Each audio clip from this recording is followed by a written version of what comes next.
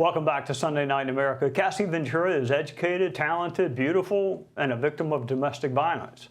She took the stand this week, which is something many victims of violence cannot do because they're dead. Watching the video of her being beaten sickens people of good conscience. Part of what she endured is on tape, but that's rare. This crime is committed behind closed doors. South Carolina ranks in the top 10 nationally in men killing women. It's a stain on an otherwise beautiful state, a state that claims to be pro-law enforcement, pro-public safety, pro-victim, and you can't blame the left for this. South Carolina is run by Republicans, but the violence is unabated. Victims run the gamut, from business owners to homemakers, from paralegals to nurses, from students to seniors, and victims don't have the luxury of debating federalism. Yes, it's a state issue. Yes, states dropped the ball. Yes, the federal government started issuing grants. Victims don't care where the help comes from so long as it comes in time to keep them alive.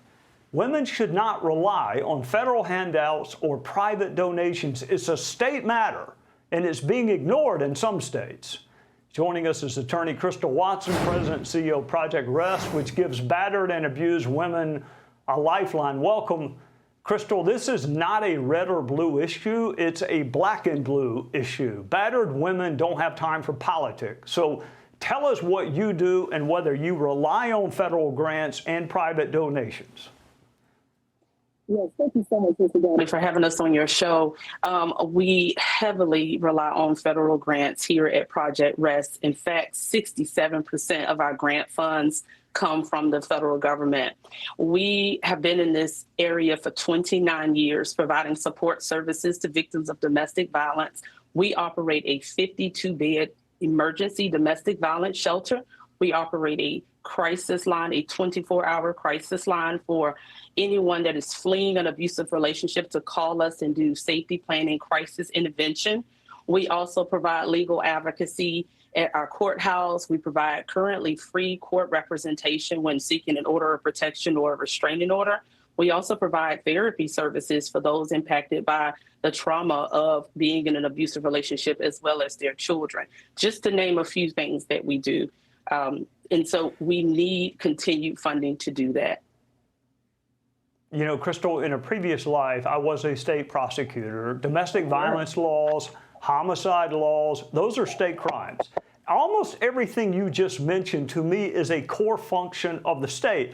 And state legislators pass these laws that they expect you to help enforce and used to help expect me to enforce. So why is the state not taking the lead on making sure women, especially in our state, are safe? I don't know the answer to that. Yes, I did, because currently we receive directly from the state, 11% of our grant funding comes from the state of South Carolina.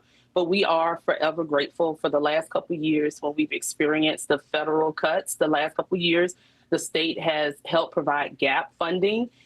But the problem is that's not sustainable, meaning we're right now waiting as we speak for an email to know if the state will help support us with another cut that we're expecting from the federal government. And we're grateful for it, but we want something consistent. We need something consistent because domestic violence and sexual violence has not stopped. It's getting worse.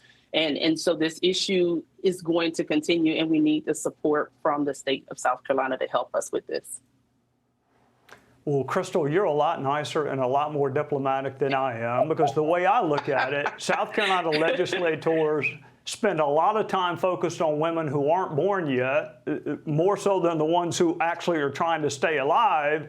And almost all of what you just described to me is a core function of state government. Public safety is the primary function of government. You should not be waiting on handouts from anyone. I mean, what you just described is absolutely an essential governmental function. So why? I mean, you and I have a mutual friend that donates to your cause. I am so happy that people are helping, but this is a core function of government, just like roads and bridges and education. Why isn't it seen that way?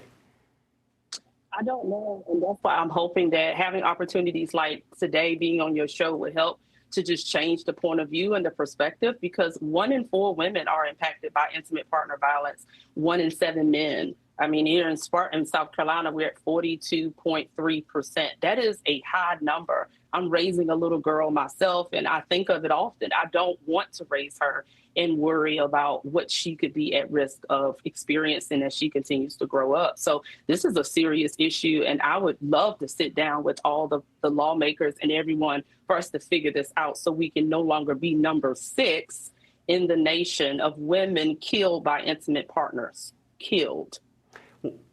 Well, it can start by them going on a tour and seeing what you actually do, and everyone Yes. across the country going on a tour of safe homes or Absolutely. rape crisis or whatever they call it.